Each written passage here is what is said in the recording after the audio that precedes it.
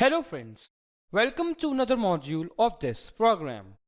In this module we will discuss about the documenting and reporting of a vulnerability. If you have find a bug or a vulnerability in a website, so what is the procedure to document that report and what all things you need to add and what all things you don't need to add, what all things you need to avoid.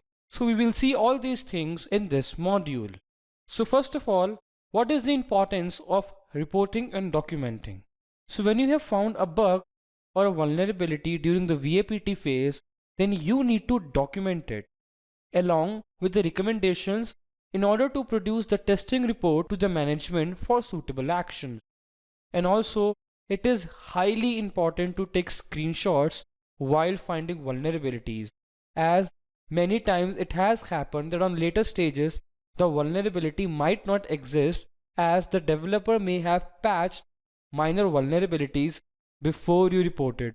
So it will be a sheer waste of time if something of that sort happens with you. Also, taking screenshots and record videos while finding vulnerability saves a lot of time, as you won't have to exploit the website again with payload just to gather POCs. So it's better during the VAPT phase you take screenshots and record videos to gather POCs. And now let's talk about how many type of VAPT reports are there. So on one side, developer will be looking at your report to patch the vulnerabilities, and on the other hand, the management team or CEO, owner or officer of the organization will be looking at your report.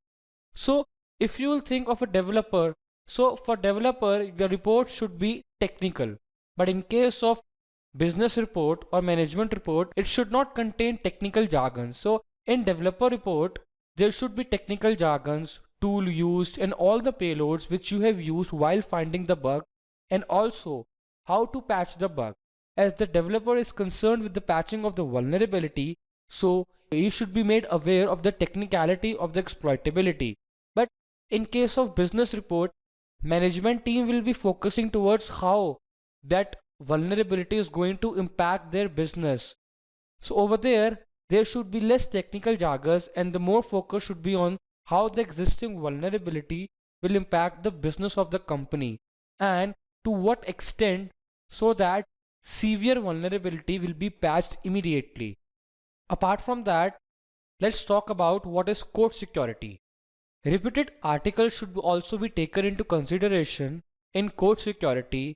They are nothing but reference documents or links that helps an organization to know about the vulnerability in detail.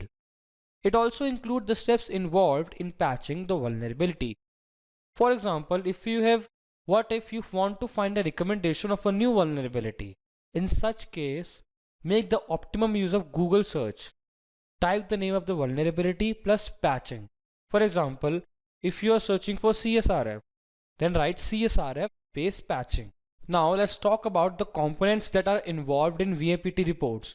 So first comes the title page, then scope, then summary of findings, vulnerability information, observations and POCs, business impact, patching and recommendation, references, appendices, and end page. This is how you need to make your VAPT report. And yes, what are the tips for taking a POC? POC stands for proof of concept. Take a screenshot of everything you might not need it, but it's better than to regret later. Cause for supposedly you're finding a vulnerability and you forgot to take a screenshot of a particular payload at that time, and later on that payload was not working and earlier it was working. So at that very moment you will realize that you could have taken the screenshot of the particular page. And also take relevant screenshot with only the required region.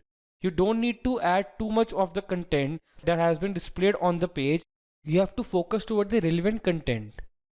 Make mute videos and use text editor to type instructions. It is much more convenient. And also make sure that the data is backed up and secure. Use Google Drive, Dropbox to constantly back up the screenshot folders and VATP project folders to the cloud. Also, make sure that these are safe and secure.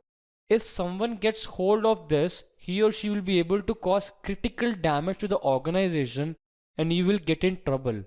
So even if you are uploading it on Google Drive or Dropbox, make sure that they are safe over there. Use extremely strong password to protect your screenshots and your VAPT report. So what are the bad practices to avoid? Firstly, avoid any spelling and grammatical errors. Do not flood the report with too many irrelevant statistics. Do not write the report from a hacker's perspective, as you cannot expect the reader to understand hacking concept.